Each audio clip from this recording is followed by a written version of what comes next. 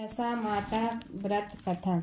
दशा माता व्रत की प्रामाणिक कथा के अनुसार प्राचीन समय में राजा नल और दमयंती रानी सुखपूर्वक राज्य करते थे। उनके 2 पुत्र थे। उनके राज्य में प्रजा सुखी और संपन्न थी। एक दिन की बात है कि उस दिन होली दशा थी। एक ब्रह्माणी राजमहल में आई और रानी से कहा, दशा का डोरा ले लो। बीच में दासी बोली, हाँ रानी साहिबा, आज के दिन सभी सुहागिन महिलाएं दशा माता की पूजन और व्रत करती हैं तथा इस डोरे की पूजा करके गले में बांधती है, जिससे अपने घर में सुख समृद्धि आती है। अतः रानी ने ब्रह्माणी से डोरा ले लिया और विधि अनुसार पूजन करके गले में बांध दिया। कुछ दिनों के बाद राजा नल ने दमयंती के गले में डोरा बांधा हुआ देखा।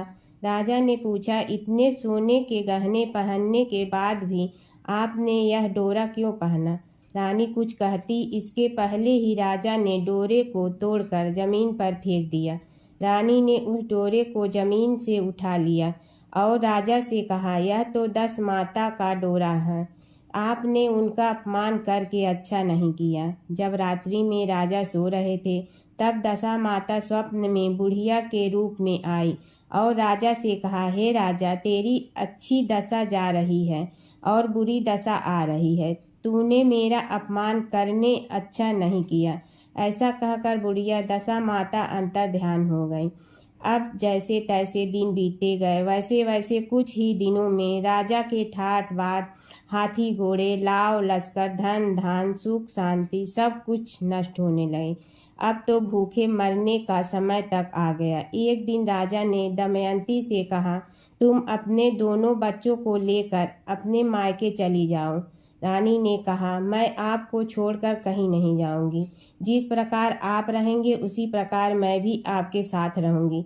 तब राजा ने कहा, अपने देश को छोड़कर दूसरे देश में चलें, वहाँ जो भी काम मिल जाएगा वही काम कर लेंगे। इस प्रकार नल दमयंती अपने देश को छोड़कर चल दिए।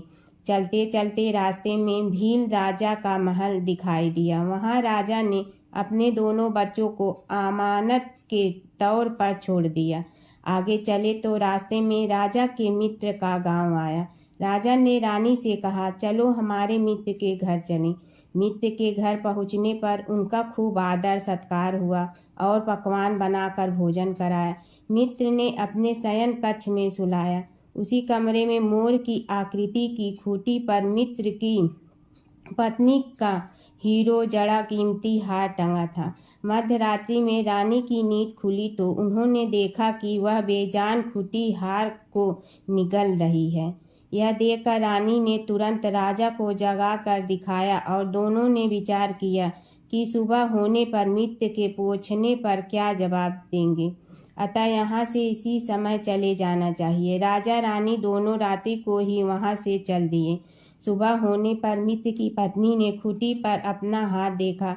हार वहाँ नहीं था। तब उसने अपने पति से कहा, तुम्हारे मित्र कैसे हैं जो मेरा हार चुरा कर रात्रि में ही भाग गए हैं? मित्र ने अपनी पत्नी को समझाया कि मेरा मित्र कदापि ऐसा नहीं कर सकता।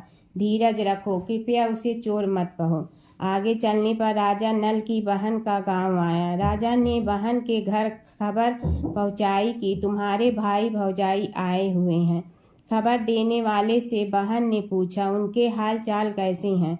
वह बोला, दोनों अकेले हैं, पैदल ही आए हैं तथा वे दुखी हाल में हैं। इतनी बात सुनकर बहन थाली में कादा रोटी रखकर भैया भाभी से मिलने आई। राजा ने तो अपने हिस्से का खा लिया, परंतु रानी ने जमीन में गाड़ दिया। चलते चलते एक नदी मिली। राजा ने नदी में से मछलियां निकालकर रानी से कहा, तुम इन मछलियों को भूजा, मैं गांव में से परोसा लेकर आता हूँ।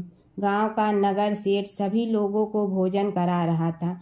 राजा गांव में गया और परोसा लेकर वहां से चला तो रास्ते में चील ने झपटा मारा तो सारा भोजन नीचे गिर गया। राजा ने सोचा कि रानी विचार करेगी कि राजा तो भोजन करके आ गया और मेरे लिए कुछ भी नहीं लाया। उधर रानी मछलियां भूजने लगी तो दुर्भाग्य से सभी मछलियां जीवित होकर नदी में चली गईं।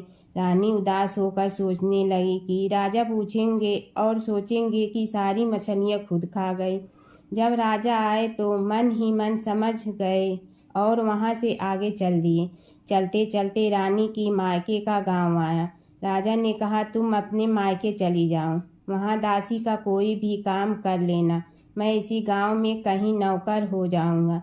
इस प्रकार रानी महल में दासी का काम करने लगी और राजा तेली के खाने पर काम करने लगा। दोनों को काम करते बहुत दिन हो गए। जब होली दशा का दिन आया तब सभी रानियों ने सिर धोकर स्नान किया। दासी ने भी स्नान किया। दासी ने रानियों का सिर गूथा तो राजमाता ने कहा, मैं भी तेरा सिर गूथ दूं। ऐसा कहकर राजमाता जब दासी का सिर गूथ ही रही थी तब उन्होंने दासी के सिर में पद्म देखा। यह देखकर राजमाता की आंखें भर आई और उनकी आंखों से आंसू की बूंदें गिरी। आंसू जब दासी की पीठ पर गिरे तो दासी ने पूछा, आप क्यों रो रही हो? राजमाता ने कहा, तेरे जैसी मेरी भी बेटी है, जिसके सिर में भी पद्म था, तेरे सिर में भी पद्म है। यह देखकर मुझे उसकी याद आई गई। तब दासी ने कहा, मैं ही आपकी बेटी हूँ। दशा माता के कोप से मेरे बुरे दिन चल रहे हैं, इसलिए यहाँ चली आई। माता ने कहा, बेटी तूने यह बात हमसे क्यों छिपाई? दासी ने कहा, माँ, मैं सब कुछ बता देती तो मेरे बुरे दिन नहीं कटते। आज मैं दशा माता का व्रत करूँगी तथा उनसे गलती की क्षमा याचना करूँगी। अब तो राजमाता ने बेटी से पूछा, हमारे जमाई राजा कहाँ हैं? बेटी बोली, वे इसी गांव में किसी तेली के घर काम कर रहे हैं।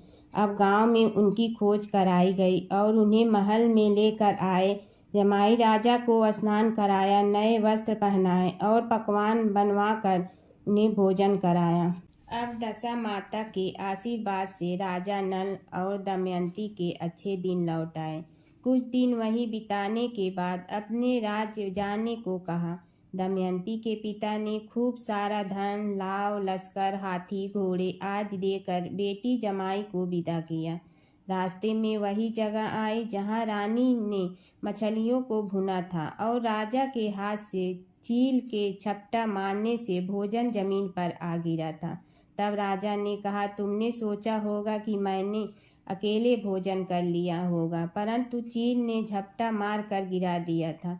अब रानी ने कहा, आपने सोचा होगा कि मैंने मछलियाँ भून कर अकेले खा ली होगी, परंतु वे तो जीवित होकर नदी में चली गई थी। चलते चलते अब राजा की बहन का गांव आया।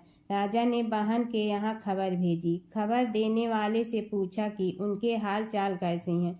उसने बताया कि वे बहुत अच्छी दशा में हैं, उनके साथ हाथी, घोड़े, लाव, लश्कर हैं। यह सुनकर राजा की बहन मोतियों की थाल सजा कर लाई। तभी दमयंती ने धरती माता से प्रार्थना की और कहा, माँ, आज मेरी अमानत मुझे वापस दे दो। यह कहकर उस जगह को खोदा जहाँ कादा रोटी गाड़ दिया था। खोदने पर रोटी तो सोने की और कादा चांदी का हो गया। ये दोनों चीज़ें बहन की थाली में डाल दी और आगे चलने की तैयारी करने लगी। वहाँ से चलकर राजा अपने मित्र के घर पहुँचे। मित्र ने उनका पहले के समान ही खूब आदर सत्कार और सम्मान किया। रात विश्राम के लिए उन्हें उसी शयन कक्ष में सुलाया। मोरनी वाली खूंटी के हार निगल जाने वाली बात से नींद नहीं आई। आधी रात के समय वही मोरनी वाली खूंटी हार उगलने लगी तो राजा ने अपने मित्र को जगाया तथा रानी ने मित्र की पत्नी को जगाकर दिखाया, आपका हार तो इसने निगल लिया था। आपने सोचा होगा कि हार हमने चुराया है।